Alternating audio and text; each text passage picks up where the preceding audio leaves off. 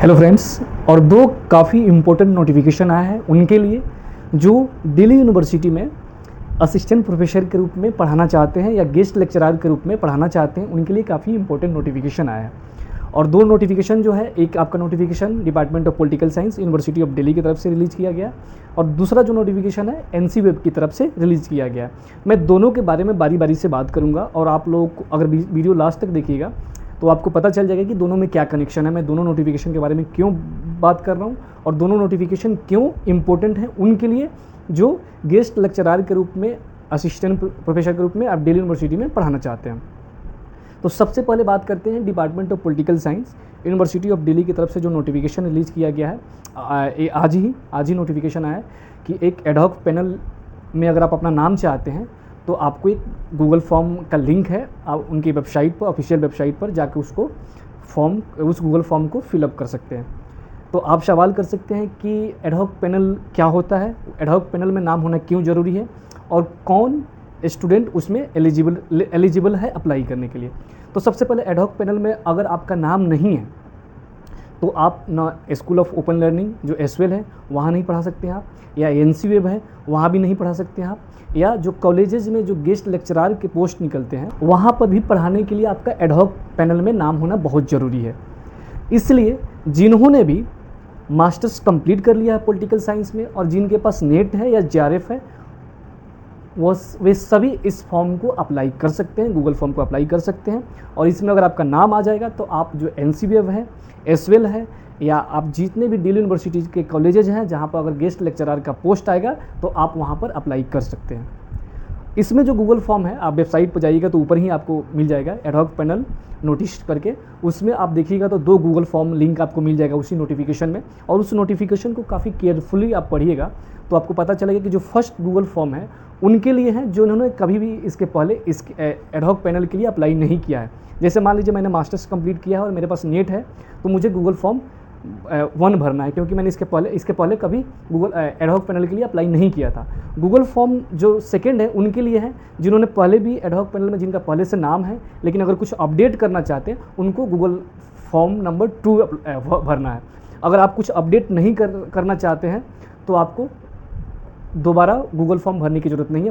पहले जो आपका एडहॉक पैनल में नाम है उसी पैनल से आपका काम चल जाएगा, ठीक है। उसके बाद इसी नोटिफिकेशन को देखिएगा तो उसमें इंस्ट्रक्शन दिया गया है कि गूगल फॉर्म अगर आप भर रहे हैं एडहॉक पैनल के लिए तो आपको कौन कौन सा डॉक्यूमेंट्स की ज़रूरत है और किन किन चीज़ों को सावधानी रखने की ज़रूरत है। उसमें आपका 10th का मार्कशीट, 12th का मार्कशीट, ग्रेजुएशन का मार्कशीट, आपके एमए का मार्कशीट मांगा गया है, सर्टिफिकेट मांगा गया है, और उसको सीरियल वाइज आपको पीडीएफ बना के अपलोड करना है। उसके बाद आपको फ़ोटो अपलोड करना है और सिग्नेचर अपलोड करना है। तो काफ़ी सिंपल फॉर्मेट है, उसको आप जाकर देख सकते हैं। अब आता है जो सबसे ज़्यादा इंपॉर्टेंट है एनसी वेब। काफ़ी दोस्त मेरे रिक्वेस्ट करते रहते हैं कि काफ़ी मैसेज भी करते हैं कि मैं पढ़ाना चाहता हूं तो कुछ मुझे ऑप्शन बताइए कि मैं पढ़ा पाऊं, और मेरे पास जीआरएफ नहीं है और मैं चाहता हूं कि कुछ एक साइड से इनकम हो जाए तो मेरा पीएचडी जर्नी अच्छे से हो जाए। तो देखिए एनसी वेब जो है non collegiate women education board उसका नाम है। बेसिकली इसमें क्या होता है, 30 से 31 कॉलेजेस जो ड्यू के हैं वहाँ पर इसके सेंटर है, और सैटरडे और संडे को क्लास होता है। यूजी एजुकेशन पर खासकर वीमेन एजुकेशन पर फोकस करता है, और आपके एक सेमेस्टर में आपको 24 से 25 दिन क्लास मिलता है, ठीक है। और जो भी क्लास होता है वीकेंड पे होता है, सैटरडे और संडे को होता है। एक दिन में 2 क्लास होता है आपको, ठीक है। और एक लेक्चर को आप 1500 देते हैं, तो बेसिकली एक दिन में आपका 3000 रुपया बन जाता है। और जो भी क्लास जो होता है सबसे जो मेरे लिए एक एज ए रिसर्चर या मास्टर्स के बाद जो सबसे अच्छी चीज़ लगती है कि वीकेंड पर क्लास होता है, सैटरडे संडे को क्लास होता है, ठीक है। तो इसमें अगर आप चाहते हैं पढ़ाने के लिए तो आपको इनका जो गूगल फॉर्म आया है जिसका लिंक मैं डिस्क्रिप्शन में डाल दूंगा उसमें जाकर गूगल फॉर्म में को भर सकते हैं। लेकिन इसके पहले एक चीज़ जो सबसे इंपॉर्टेंट है, जो मैं वीडियो की शुरुआत में ही किया था, कि एडहॉक पैनल में आपका नाम होना ज़रूरी है और आपका नेट होना ज़रूरी है। अगर मान लीजिए नेट नहीं है तो आपके पास पीएचडी सर्टिफिकेट होना चाहिए, पीएचडी डिग्री होना चाहिए, तो आप यहाँ अप्लाई कर सकते हैं। उसी तरह अगर आप एडहॉक पैनल के जो मैं बात कर रहा था वीडियो की शुरुआत में, वहाँ भी अगर आपके पास नेट नहीं है लेकिन पीएचडी डिग्री है तो आप वहाँ भी अप्लाई कर सकते हैं। लेकिन एडहॉक पैनल में अगर आपका नाम नहीं है तो आप एनसी वेब में अप्लाई नहीं कर सकते। इस बात को ध्यान रखिए। आप किसी भी सब्जेक्ट में अगर आप पढ़ाना चाहते हैं, सोशोलॉजी में, हिंदी में, तो आपका अपने जो डिपार्टमेंट का जो एडहॉक पैनल का जो नोटिफिकेशन निकलता है, जो गूगल फॉर्म होता है, उसको आप ज़रूर अप्लाई कर दीजिए। आप अगर नए हैं, अगर आपने मास्टर्स अभी कंप्लीट किया है, अगर आप पढ़ाना चाहते हैं, ठीक है।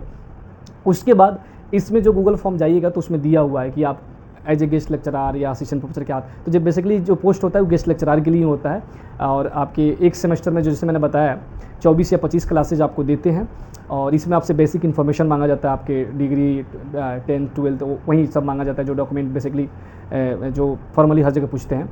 और आपसे वर्क एक्सपीरियंस भी आपसे पूछेंगे। तो गूगल फॉर्म यहाँ भी बेसिकली भरवाया जाता है, उसमें भी फ़ोटो सिग्नेचर आपसे मांगा जाता है। तो मुझे लगता है कि उनके लिए जो भी दोस्त खासकर जिनके पास सोर्स ऑफ इनकम नहीं है मास्टर्स के बाद, या जो पीएचडी कर रहे हैं जिनके पास सोर्स ऑफ इनकम नहीं है, तो एनसीवीएब एक काफ़ी अच्छा ऑप्शन है, आप इसको कंसीडर कर सकते हैं। और बेसिकली जैसे मैं 22 में पढ़ाया था इसमें, उस समय इसमें पढ़ाने के लिए उतना मारामारी नहीं था, लेकिन मैं आपसे ईमानदारी पूर्वक कहूँ तो आज के समय में इसमें सब कोई पढ़ाना चाहता है, जिनके पास जीआरएफ है वो भी पढ़ाना चाहते हैं, क्योंकि एक साल में एक सेमेस्टर में आपको 3 महीना 4 महीना सेमेस्टर होता है 3 महीने का, उसमें आपके पास 60,000 के आसपास आपके अमाउंट बन जाता है। तो एक ठीक ठाक अमाउंट हो जाता है आपकी। अगर आप दिल्ली में रह रहे हैं तो खर्चा काफ़ी आपके पास है, तो आपके खर्चे निकल जाते हैं। तो उस सेंस में आप एनसीवीएब को कंसीडर कर सकते हैं, ठीक है। एसवेल में भी अगर आप पढ़ाना चाहते हैं तो वहाँ भी जैसे मैंने बताया कि एडहॉक पैनल लिस्ट में नाम आपका होना बहुत ज़रूरी है, तो आप एसवेल में भी अप्लाई कर सकते हैं। तो ये सब जो ऑप्शन है, ये जो परमानेंट पोस्ट नहीं होता है, बेसिकली हर सेमेस्टर हर साल निकाला जाता है और उस बेसिस पर आपका रिक्रूटमेंट होता है। और जैसे मैंने बताया कि इसमें पहले उतना मारामारी नहीं था, लेकिन अब काफ़ी भीड़ है यहाँ पर भी, तो काफ़ी कंपटीशन हो गया है। और इसमें अगर मिल जाए लक बाई चांस बहुत लोगों को मिल जाता है। काफ़ी अच्छे खासे दोस्त मेरे पढ़ा रहे हैं इसमें, तो उनका एक्सपीरियंस अच्छा है। बोल रहे हैं कि पहले से काफ़ी चेंज हुआ है, अब थोड़ा सा भीड़ होने के कारण एडमिनिस्ट्रेटिव थोड़ा सा रूडनेस हो गया है और थोड़ा सा उतना कोऑपरेटिव नहीं है। लेकिन फिर भी आप अगर पैसा के अगर आप एक क्या बोल सकते हैं उसको, अगर एक सोर्स ऑफ इनकम के रूप में अगर आप देखना चाह रहे हैं, पढ़ाने का एक्सपीरियंस लेना चाहते हैं, तो आप एनसीवीएब को कंसीडर कर सकते हैं। लेकिन उसके लिए आपका एडहॉक पैनल में नाम होना बहुत ज़रूरी है, ठीक है। तो ओवरऑल जो भी था दोनों, मुझे लगा कि दोनों नोटिफिकेशन के बारे में आप लोगों से बात करना चाहिए। और जो भी अगर डाउट्स और कंसर्न होगा तो आप कमेंट्स में बताइएगा, मैं ज़रूर रिप्लाई करूँगा और कोशिश करूँगा उसको सॉल्व करने का। वीडियो आपने लास्ट तक देखा, बहुत बहुत धन्यवाद। और कोशिश कीजिए चैनल को सब्सक्राइब कर लीजिए, और वीडियो अच्छी लगी हो तो लाइक कर लीजिए, दोस्तों से शेयर कर दीजिए जिनको लग रहा है कि हाँ वीडियो उनके लिए ज़रूरी है।